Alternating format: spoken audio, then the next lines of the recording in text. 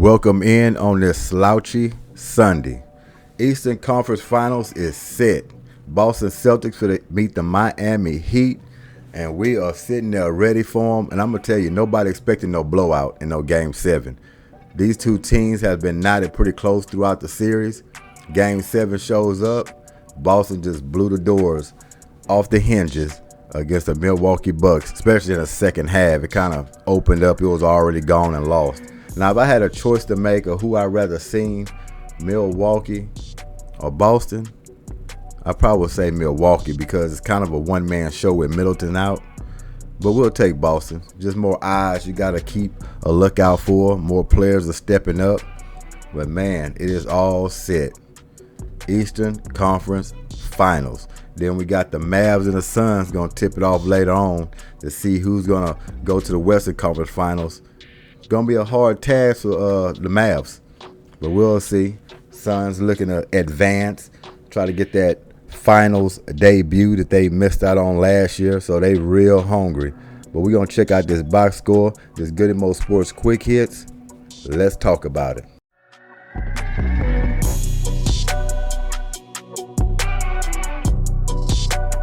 Welcome back in. We're going to take a look at this box score. We're going to see who was iron unkind, who stepped up, or who didn't. Excuse me, boss. You have a text message. Just a minute. Let me put this on silent. It always surprised me when I come on. I'm like, no, thought I put it on silent, but I didn't. No more interruptions. Okay. So we're going to check out these Bucks to start. Because, man, there was a lot of iron unkind. Giannis didn't get the help that he was looking for. He wasn't that bad from the field. But it's kind of like his numbers. I mean, he scored 25 points and 20 rebounds. But a big thing about it, he didn't get the help that he usually gets.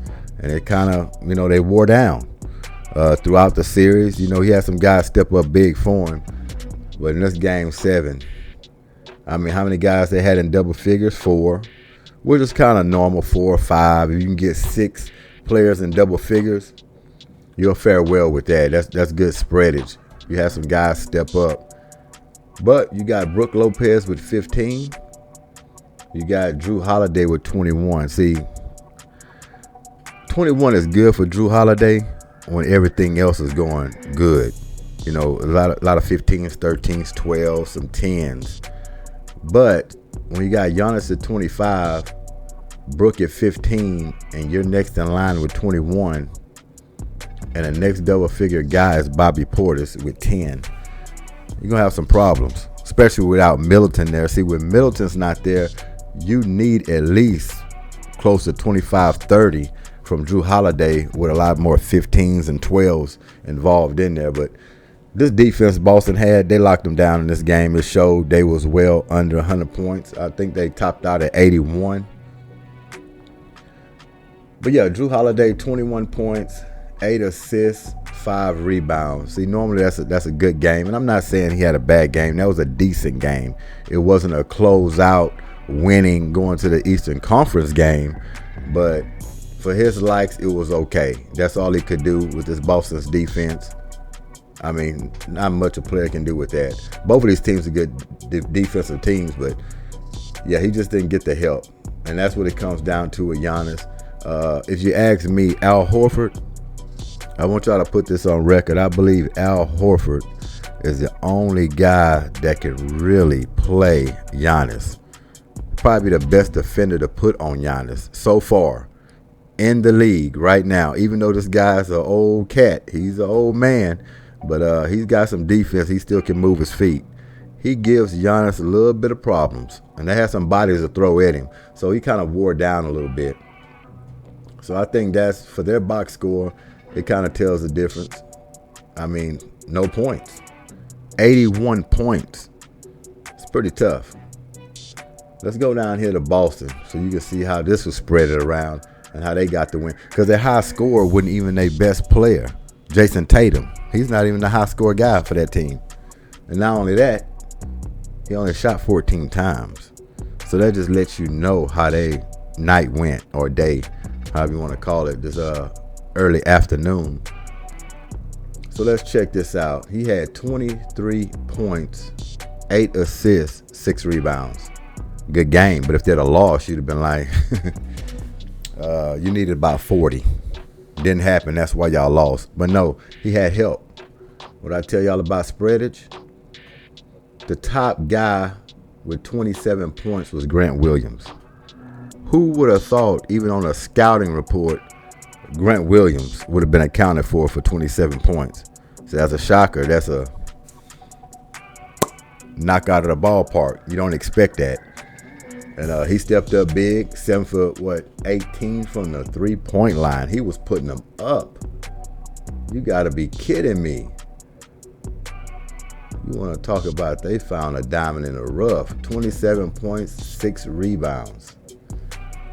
That tells you right there. And I'm not even done. Let's go down to Jaylen Brown with 19 points. Are you kidding me? And 8 rebounds? See the help that Jason Tatum got compared to Giannis? There you have it. Marcus Smart had 11 points, but look what he did. 10 rebounds. He added with it. You know, he's just trying to fill in. They didn't even really need too much of his points, but he's a big dog. He's going to get in there and grime it up, make plays happen, and that's exactly what he did. Let's go down here to who got the 14. Peyton Pritchard. That's another diamond in the rough you didn't expect. Dropping threes, mixing it up a little bit. He was 4 for 6 from the 3-point line. 5 for 7 from the field. Came in and just did his job. I mean, look at that. 5 rebounds to go with it. Who would have thought Peyton Pritchard would have made a difference this big in this ball game? But he did. He set the tone. He set the tone. So you got 23, 27, 19, 11, and then 14. See the difference? Big spreadage. So with Middleton being out for the Bucks, it was very crucial. They were hoping he'd get back. Maybe if they'd have got to Eastern Conference Finals, he might have had a chance to get back in the lineup. But it hurt him dearly. I'm not saying if he was there, Boston would have lost and they would have been able to go right through Boston. But I'm saying it would have made it a lot more easier for the Bucks if he was there. And I think they just ran out of options. Giannis can only do so much. He is the Greek freak. He is arguably the best player in our game. And I'm not going to argue with that. But few players might try to yank that down here coming up. Tatum is one of them. You know, he's an upcoming superstar. But there you have it, man. It's pretty much simple. Like I said in the last broadcast, it's about who's going to help the superstars.